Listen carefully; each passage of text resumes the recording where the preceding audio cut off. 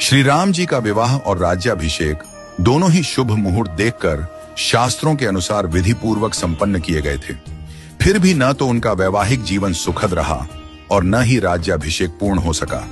विवाह के तुरंत बाद उन्हें वनवास मिला और राज्याभिषेक के दिन ही उन्हें राजमहल की जगह वन की ओर प्रस्थान करना पड़ा। यह सब विधि का विधान था। जब इस दुखद परिस्थिति का कारण पूछा गया तो महर्षि वशिष्ठ जी ने कहा, सुनहु भरत, भावी प्रबल बिलखी कहेउ मुनिनाथ, हानि लाभ जीवन मरण यश अपयश विधि हाथ।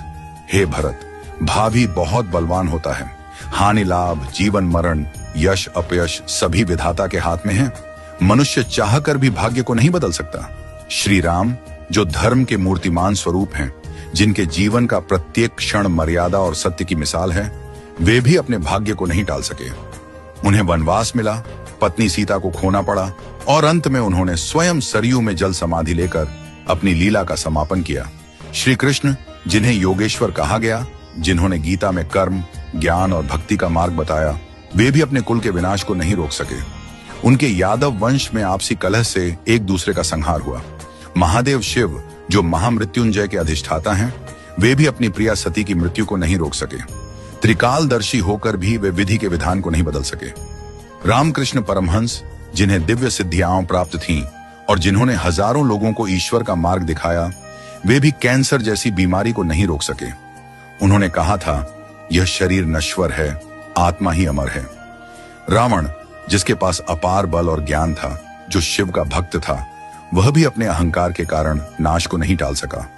कंस जो जानता था कि श्री कृष्ण उसका अंत करेंगे, फिर भी विवश था।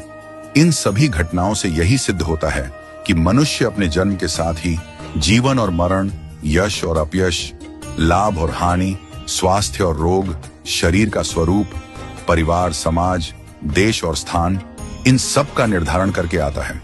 मनुष्य को यह भ्रम होता है कि वह सब कुछ नियंत्रित कर रहा है, लेकिन वास्तव में सब कुछ ईश्वर के संकेत से ही चलता है।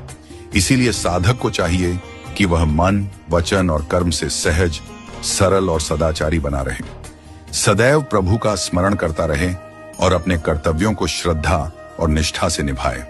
मुहूर्त न जन्म के लिए तय होता है, न मृत्यु के लिए। जब जन्म और मृत्यु ही निश्चित नहीं होते, तो बाकी सब कुछ क्षणिक और अस्थायी है।